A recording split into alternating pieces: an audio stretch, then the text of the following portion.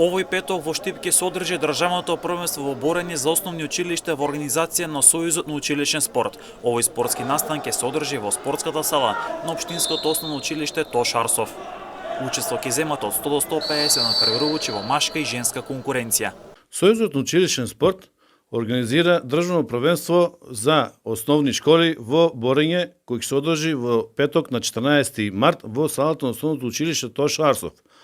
Во оваа манифестација на борењето државно првенство се очекува да имат околу 100 до 150 надпреварувачи кои ќе се надпреваруваат во машка и во женска конкуренција.